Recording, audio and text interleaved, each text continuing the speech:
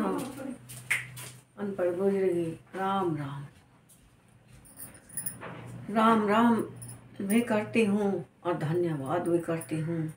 मैं हर पल आपके परिवार वालों के लिए भी, आपके लिए भी धन्यवाद करती हूँ। भगवान से दुआएं करती हूँ, हे भगवान, हे प्रभु, तो जैसे साथ निभाने के लिए इन्हें खूब सुख बुद्धि दिए, खूब धन धान्य दिए, खूब धन धान्य से भंडार भरिए प्रभु इनके। और मैं भी यही कहना चाहती हूँ, मैं भी कोई केवल मेरा स्वार्थ नहीं है इसमें, मैं दिलो जान से कहती हूँ, इस ईश्वर को साक्षी मान के कहती हूँ, मेरा स्वार्थ नहीं है इसमें जो मेरा स्वार्थ है तो केवल इतना है। मैं ये चाहती हूँ अब जिस तरह मैं जितनी उम्र में मैं हूँ, इतनी उम्र में आके संतानों के बीच में हर ही किसी का जीवन थोड़ा सा उसमें हो जाता है नॉर्मल जीना, मतलब कठिन जीना। तो ये मैं चाहती हूँ कि भगवान, हे प्रभु, कुछ दुनिया की वजह से, इन भाई बहनों की, इन बेटा बेटियों की वजह से, सहयोग देने की वजह से कुछ ऐसा गुड लक हो जाए हे प्रभु, जिससे मैं भी अपनी माता बहनों की रक्षा कर सकूं, कोई ऐसा सहयोग कर सकूं, कहीं उनका ऐसा आश्रम कर सकूं, स्थान कर सकूं। बस मेरी यही दिलवाई इच्छा है अब जहाँ मेरा भी और मुझ जैसी माई बहन जो उनका जीवन, हमने दुनिया की चिक में तो बहुत जी लिया, घर के घरेलू के उसमें तो बहुत कमाई कर ली हमने, पर ऐसी कमाई कर लो कि जो संग जा सके, मुश्किल पड़े तो हमें कोई काम आ सके। हमने मतलब ईंट पत्थर ढोके और फैमिली की अपनी उसकी मजबूत उसमें ही आके चिक में ही आके अपने घरेलू कामों में ही आके फंस गए इस जीवन का। अब तक हमारा फर्ज था, अब तक हमारा धर्म था, और जब बच्चों वाले हो गए, हम ये बस आस्थान मिल जा, अब बस जितनी भी ज़िंदगी बची हमारी, भरोसा हमें एक पल का भी नहीं है, पर जितनी भी ज़िंदगी बची हमारी, वो हमारी उस ईश्वर की शरण में एकांत, बिल्कुल एक ढब एकांत, उसमें हम ऐसी उसमें अब जहाँ हमें किसी की कोई मतलब फिक्र ही ना रहे, गम ना रहे, हमें किसी की टेंशन ना रहे, हमें किसी की चिंता ही ना रहे। बस मैं ये कहना चाहती हूँ, अयो होगा कैसे, यो आपके सहयोग से।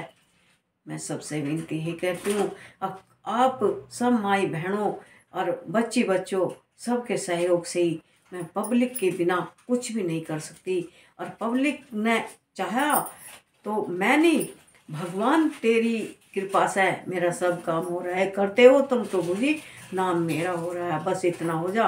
अब थोड़ा सा केवल आपका तो बहुत सहयोग की बात है, ज़रूरत है, और आपका सहयोग मिल जाता तो बहुत ही, आपके सहयोग के बिना तो कुछ भी नहीं कर सकती।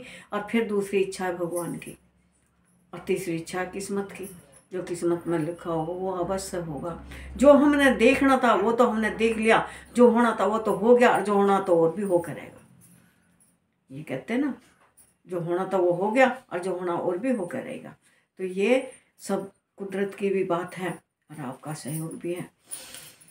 मैं ये कहना चाहती हूँ कि जब एक बच्चा अपने गरीब घराने में पैदा हो जाता है, वो अपने गरीब घर में आकर पैदा होता है, तो वो बचपन से गरीबत को जान जाता है।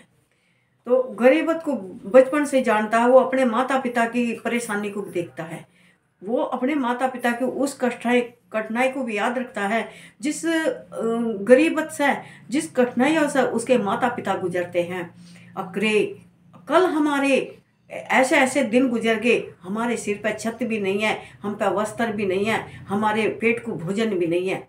तो वह बड़े होकर एक उसकी थी फिल्म, वो मेरी याद में रही थोड़ी सी, तो उसकी ये वो थी, जब उसका वो बच्चा बचपन में ही गरीबत में पैदा हुआ, तो वो बड़ा होकर कुछ बड़ा आदमी बन गया, तो वो अपने पिता की हर एक इच्छा को पूरी करने लगा। उसने सोचा, गरीबत में मेरे पिता ने कभी सवारी की जरूरत थी तो उसे एक सवारी ले दी, फिर उसने कई सोची, मेरे पिता ने झोपड़ी में ही उम्र बिता दी इतनी, उसे एक फिर महल बना दिया, मतलब अच्छा सा ही घर बना दिया। फिर उसकी जरूरत उसने सोची। अब मेरे पिता ने कभी कोई ऐसा खाने पीने की बहुत कठिनाइयाँ भरी, बहुत दुख भरे, उसने ऐसा कर दिया। अब एक आया लगा दी, अच्छे से हर एक चीज़ की फैसिलिटी कर दी। तो उसे सभी इन्हीं उसमें उसे सारा सुख नहीं मिल पाया, फिर भी सारा सुख नहीं मिल पाया। तो उसने ये करा, एक बच्चा आया, वो बच्चा आया उसका पोता बन के आया। वो उसका पोता जो बन के आया उसकी वो क्या करे करता, खाने पीने की साथ साथ में वो तो करती सारी अवस्था बेटे ने। तो उसके पोते ने क्या करा, उसके पैर दबाने, उसके मतलब हाल चाल पूछना, उसके धोरे बैठना, उसे कहीं घुमा के लाना, उससे ये सारी इच्छाएं पूछनी, बाबा जी बताओ और क्या इच्छा है आपकी। तो उसे बढ़ते बढ़ते उसे इतना प्यार हो गया, उसे इतना प्यार हो गया बहुत ज़्यादा। तो वो ये कहने लगा, अक मेरा तो बेटा मेरे से कहीं खो गया, क्योंकि मेरा बेटा बचपन में मेरे साथ था, वो मेरे से कहीं खो गया। तो वो ऐसा हुआ कि एक दिन इत्तेफाक से वो उसकी साथ धो रहा आया।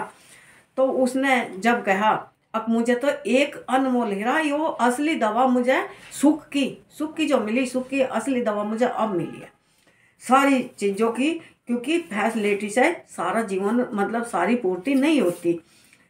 तो उसने जब कहा, नुको बेटे तन्ने मेरी आंखें खोल दी। नुको वो कैसा, नुको इस बात को मैं भूल गया था। अक मैंने सोची अक ये सब फैसिलिटी कर दे, सब सुविधा दे दे जो गरीबत में मेरे पिता ने नहीं ली पाई, नहीं हो पाई उससे। तो उसमें जो था अक सारे सुखों में, इन सुखों में मेरे पिता को सारा सुख मिल जाएगा। खुद बाहर रहता रहा उन्हें वहाँ छोड़ के अकेले को। उसने कहा ये वो नहीं होता, ये सुख आज पहचाना हूँ मैं, वाकई आज जाना हूँ मैं, सारी फैसिलिटी करके निकाली, सुख नहीं मिलता। सुख मिलता है तो उसके दुख सुख बूझने में भी, उसके मन दुख की बूझने में भी, उसे कहीं ले जाने में भी, उसकी इच्छाएं पूछने में भी। अब हमने कितने भी महल खड़े कर दिए, गाड़ी बंगला दे दिया, हम उनसे बात तलक ना करें तो उसे वो सुख नहीं मिल पाने का। तो मैं यही कहती हूँ कि ये बड़े बड़े जो आदमी होते हैं ये कदर बहुत कम जानते हैं माता पिता की। बहुत नोइता अनाथ आश्रम में छोड़ करते हैं। एक रिक्शा चलाने वाला जो बच्चा होता है, ये आदमी होता है, उसके बुजुर्ग कभी अनाथ आश्रम में नहीं जाएंगे। वो अपनों की चे एक टाइम खाना खा रहा, वो चे रूखा भोजन खा रहा, वो खाएगा तो माता पिता के साथ में बैठ के अमृत आ जाएगा उसमें।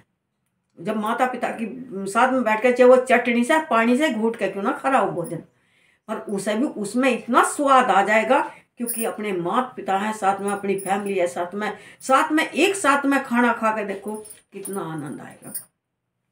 तो ये है अक आदमी की हर जो इच्छा और हर ज्ञान चक्षु यही होना चाहिए, अकीन की कदर करने में, हर सुख देना की इच्छा है ना, हर जरूरत, हर सुख देने की जरूरत है ना। इन्हें कोई इतनी गाड़ी बंगलों की महल की इतने की जरूरत नहीं है, वो तो नसीबे की बात है।